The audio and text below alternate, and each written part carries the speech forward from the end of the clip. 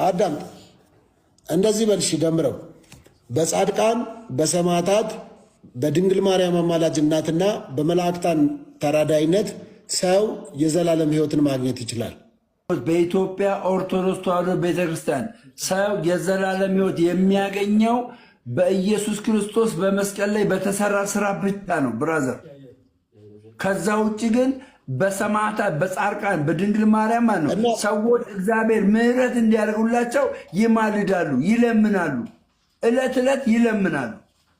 አለቀ። እንደዚህ ነው ለዓመታት ቤተክርስቲያን ያላለችውን የማታስተምረውን ታስተምራለች ትላለች እያሉ ከእውነተኛው አምድ ነቅለው ወደ አዳራሽ የተወሰዳችሁት በእንዲህ አይነት የሐሰት ትምህርት ቤተክርስቲያን ያላለችውን ብቸኛው አዳኝ ጌታችን መድኃኒታችን ኢየሱስ ክርስቶስ ሆኖ ሳለ የኢትዮጵያ ኦርቶዶክስ ተዋሕዶ ቤተክርስቲያን ግን ቅዱሳንን፣ ጻድቃንን፣ ሰማዕታትን፣ መላእክትን ስለምታከብር የዘላለም ሕይወት ያሰጣሉ ብለው እያሰቡ አይምሮ መሸርሸርና በሃይማኖት ጥርጣሬና ኑፋቄ እንዲፈጠር ማድረግ የተበላበት ሞድ። ድሮ ያጃጃላችሁት እዚህ ይበቃል። አሁን በወንጌል የነቃ ህዝብ አለ። የዘላለም ሕይወት የሚገኘው በእግዚአብሔር አብ ልጅ በድንግል ማርያም ልጅ በኢየሱስ ክርስቶስ ብቻና ብቻ እንደሆነ ሁሉም ያውቃል።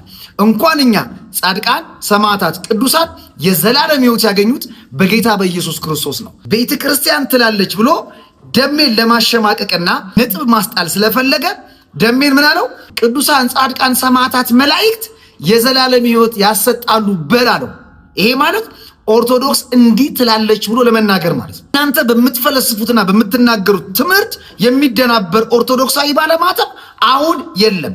ለዛም ነው ደሜ ወንድማችን አውቆና ተረድቶ የመጣው። ስለዚህ መለሰልህ።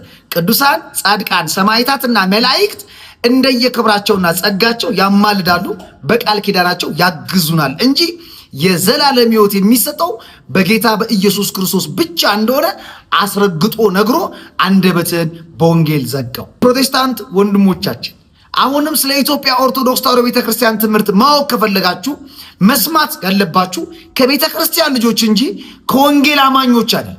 የተጣመመ የተበረዘ ትምህርት ነው የሚነግሯችሁ። ቤተክርስቲያን የማትለው ሊቃውንት ያልተናገሩትን ወንጌል ያላለውን ቅዱሳን፣ ጻድቃን፣ ሰማዕታት፣ መላእክት የዘላለም ሕይወት ያሰጣሉ ብሎ መናገር ነውር ነው።